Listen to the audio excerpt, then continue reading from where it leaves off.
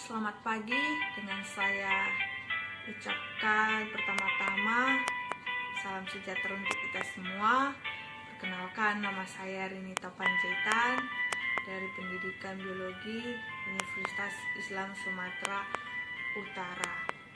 Pada kesempatan kali ini saya akan menjelaskan bagaimana simulasi pengajaran biologi yang berjudul sel, yang menggunakan pendekatan tanya jawab, penugasan, dan diskusi. Metode yang saya gunakan itu metode discovery learning.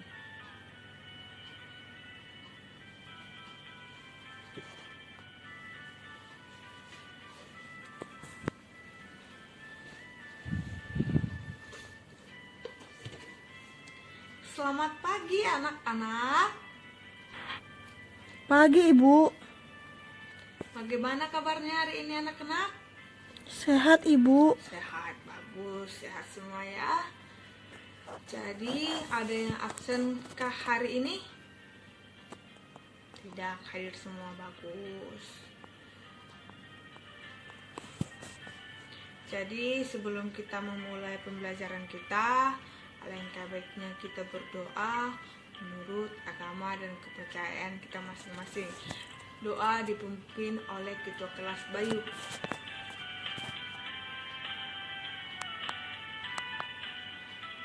Berdoa selesai. Pagi, Ibu. Jadi judul kita Sehat, hari Ibu. ini berjudul sel. Apa yang kalian ketahui tentang sel? Coba. Dinda, Ibu, sel adalah unit terkecil dari makhluk hidup. Oke, sel adalah unit terkecil dari makhluk hidup. Lalu ada komponen kimiawi penyusun sel. Komponen kimiawi penyusun sel ini adalah seluruh bagian kehidupan sel merupakan akibat dari reaksi kimia yang berlangsung di dalam sel. Jadi, zat kimia disebut juga dengan protoplasma. Protoplasma terbagi atas dua, yaitu senyawa zat organik dan senyawa zat anorganik. Jadi, zat senyawa organik ini mengandung lemak, karbohidrat, protein, dan zat nukleer. Sedangkan zat anorganik itu mengandung air, garam mineral, dan gas-gas yang misalnya terdiri atas nitrogen, amonium, oksigen, dan karbon dioksida.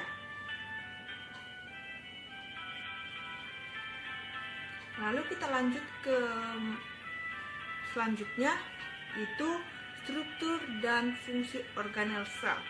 Jadi struktur organel sel ini terbagi atas dua.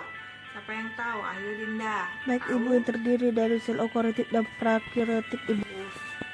Jadi struktur organel sel ini terbagi atas dua, yaitu eukariotik dan prokariotik.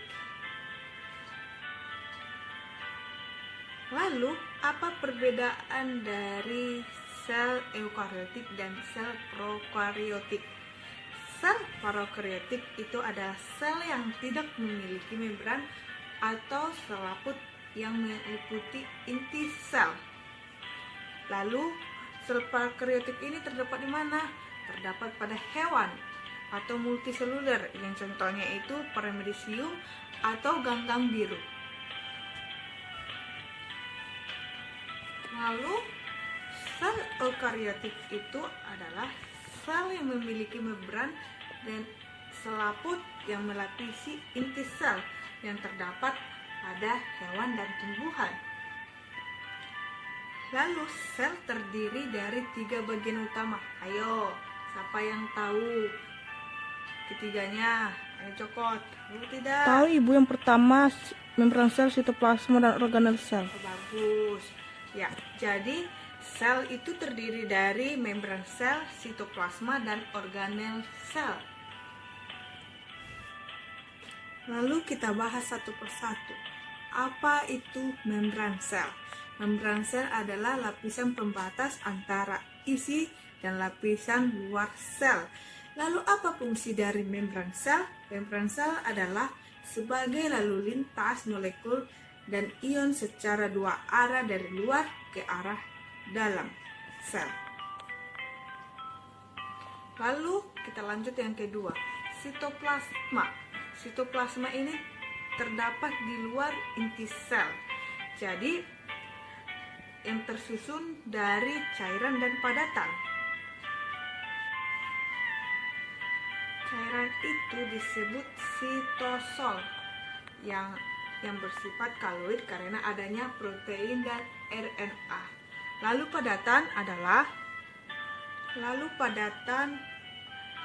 adalah organel-organel. Jadi fungsi dari sitoplasma adalah sebagai tempat berlangsungnya beberapa reaksi kimia dan terapungnya beberapa organel sel.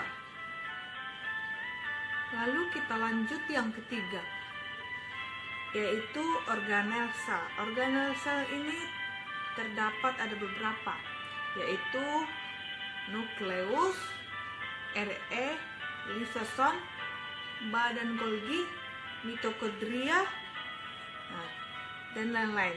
Jadi ini akan kita bahas satu persatu. Apa itu nukleus, apa itu badan Golgi, RE, mitokondria. Yang pertama kita bahas nukleus atau inti sel. Di dalam nukleus terdapat atau terdiri dari selaput inti atau karioteka, cairan inti atau nukleotoplasma atau anak inti atau nukleolus. Yang fungsinya sebagai untuk mengatur aktivitas sel karena di dalam inti sel terdapat kromosom yang berisi DNA untuk mengatur sintesis protein. Kita lanjut yang kedua, itu RE atau retikulum endoplasma. Jadi apa itu RE ini? Sebuah sistem membran yang berlipat-lipat yang bersatu dengan membran sel dan membran inti. Jadi itu dari pengertian dari RE. Lalu RE ini terbagi menjadi dua. Siapa yang tahu? Yo. Oh, Dinda. Apa Dinda? Kasar dan halus, Ibu. Bagus. RE ini terbagi atas menjadi dua, yaitu RE kasar dan RE halus. Jadi yang kasar ini adalah sebagai fungsinya itu sebagai alat transportasi protein yang disintesis oleh ribosom. Sedangkan yang halus berfungsi sebagai penyintesis lipid, fosfolipid, dan steroid.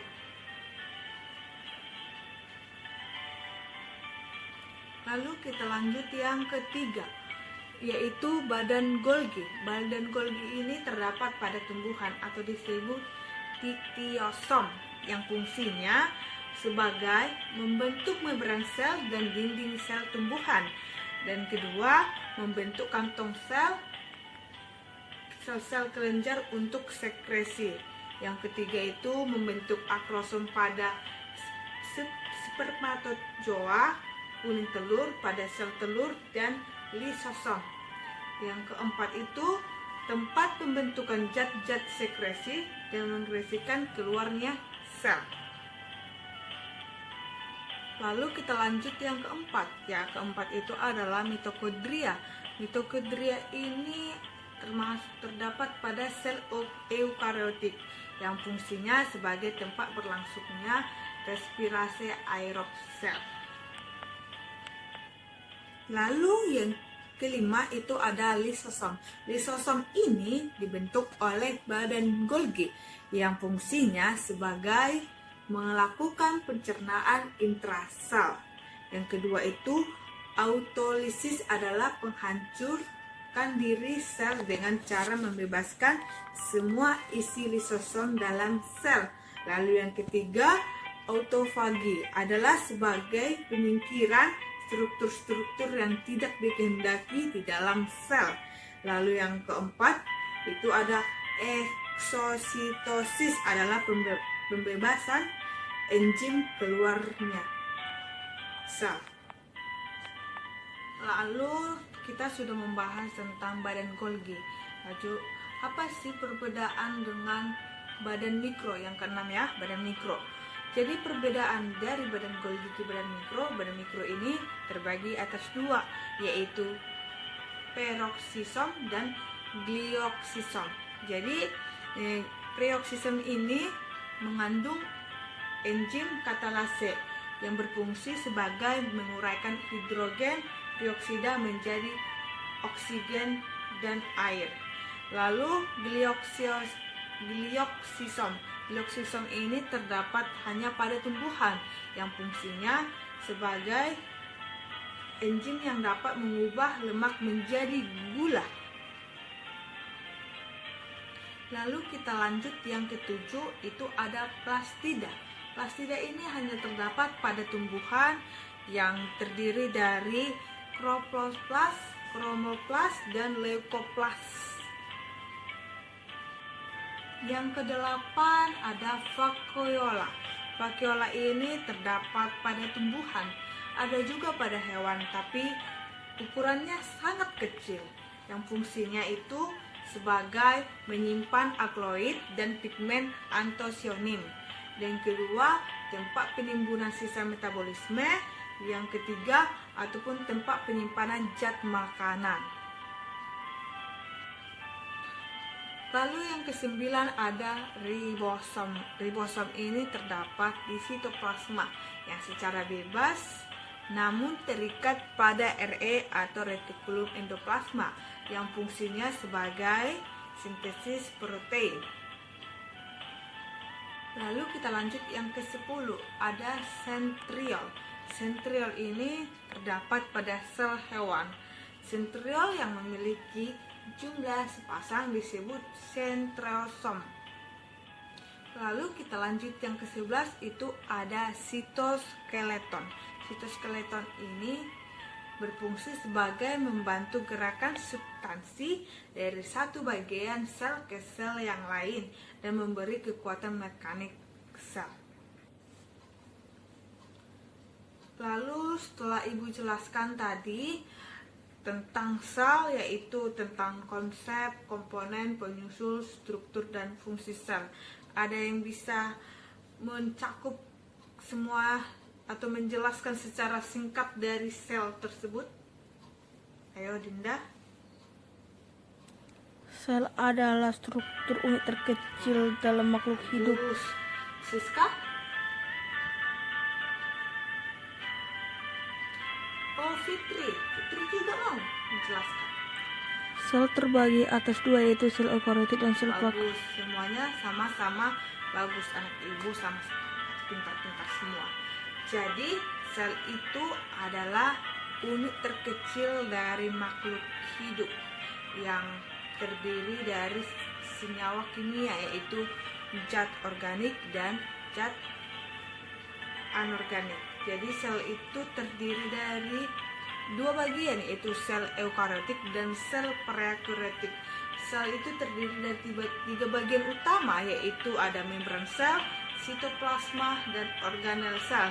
Lalu sitoplasma ini tadi sudah Ibu jelaskan, itu terdiri dari 11, yaitu ada lisosom, retikulum endoplasma, badan Golgi, badan mikro, retikulum, ada dan banyak lagi ya. Jadi apakah semua udah mengerti? Yang di belakang juga mengerti anak-anak? Mengerti, Ibu. Bagus. Jadi fungsi sel ini sangat penting ya bagi makhluk hidup. Jadi kalau tidak ada sel, semuanya tidak berjalan. Jadi sekecil-kecilnya sel ini penting bagi makhluk hidup. Jadi dari sekian pembelajaran Ibu hari ini kita akhiri